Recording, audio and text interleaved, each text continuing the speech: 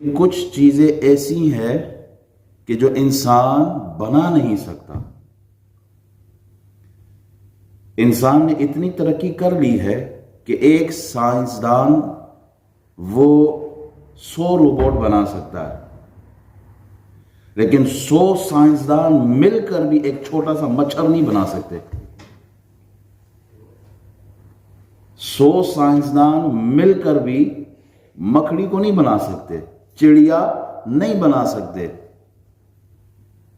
انسان بہت ترقی کر گیا ہے، سیٹلائٹ کمیونیکیشن سے لے کر میڈیکل سائنس تک دیکھیں کیا کچھ نہیں ہو رہا.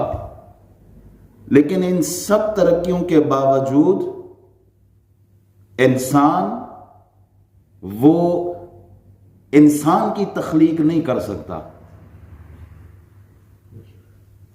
ایک ارب پتی آدمی ہے، وہ چاہتا ہے کہ اس کے ہاں بیٹے کی ولادت ہو، دنیا بھر کا وہ علاج کرا لے، جب رب نہیں چاہے گا اس کے ہاں بیٹے کی ولادت نہیں ہو سکتی. کیوں؟ اللہ فرماتا ہے للہ ملک السماوات والارض، للہ ملک السماوات والارض یخلق ما یشاء یہب لمن یشاء اناثا ویہب لمن یشاء الذکور او یزوجہم ذکرانا واناثا ویجعل من یشاء عقیم انہ علیم قدیر. زمین اور آسمان کی بادشاہی کس کی ہے؟ اللہ کی ہے. وہ جو چاہتا ہے بناتا ہے.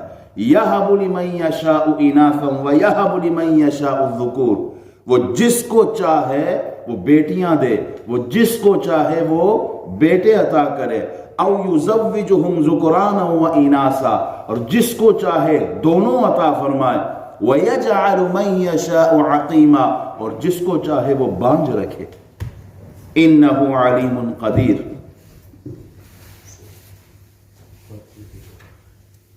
انسان اس کے پاس یہ طاقت قدرت، اللہ نے ایک سسٹم رکھا ہے، لیکن حقیقی زندگی دینے والی ذات کس کی ہے؟ اللہ سبحانہ وتعالی کی ہے. لوط علیہ السلام کو، شعیب علیہ السلام کو اللہ نے صرف بیٹیاں دی تھی، بیٹے نہیں تھے. ابراہیم خلیل اللہ کو اللہ نے صرف بیٹے دیے تھے، بیٹیاں نہیں تھی. محمد الرسول اللہ کو اللہ نے بیٹے بھی دیے اور اللہ نے بیٹیاں بھی دی ہیں. تو یہ اللہ کا اختیار ہے. تو کچھ چیزیں وہ ہے کہ جس میں آدمی بے اختیار ہوتا ہے، قدرت اس کے پاس نہیں ہے. تو یہاں سے ایک اور ضمنی بات بھی کرتا چلوں. جس عورت کو اللہ تعالی صرف بیٹیاں دیتا ہے تو خاندان میں باقی وہ عورتیں جن کو اللہ نے نوازا ہے بیٹوں سے، تو وہ اسے حقیر نظروں سے دیکھتی ہے، حقارت سے دیکھتی ہے، منوس سمجھتی ہے، کمزور سمجھتی ہے، کیونکہ وہ بیٹا نہیں دے سکتی. کیا قرآن کی ان آیات پر ہمارا ایمان نہیں ہے کہ بیٹا دینا یہ تو اللہ کی قدرت ہے؟ اللہ جسے چاہے یہب لمن یشاء اناثا ویہب لمن یشاء الذکور. یہ اللہ چاہتا ہے تو بیٹے دیتا ہے، اللہ چاہتا ہے تو دونوں دے دیتا ہے، بیٹیاں بھی دیتا ہے تو بیٹے بھی دیتا ہے. تو عورت کو کیوں حقارت کی نظر سے دیکھا جا رہا ہے؟ خاوند بھی اسے طلاق کی دھمکی دیتا ہے، خاوند بھی اسے ذلیل کرتا ہے، تانے دیتا ہے. کیوں؟ کہ وہ بیٹے نہیں دے رہی. یہ اختیار تو اس عورت کا ہے ہی نہیں. بلکہ آج تو میڈیکل سائنس نے، میں ڈیٹیل میں نہیں جاؤں گا، ایکس اور وائی کو مسلم سب کو ہی پتا ہے، یہ تو عورت کا تو ہے ہی نہیں، یہ معاملہ تو ہوتا ہی مرد کا ہے.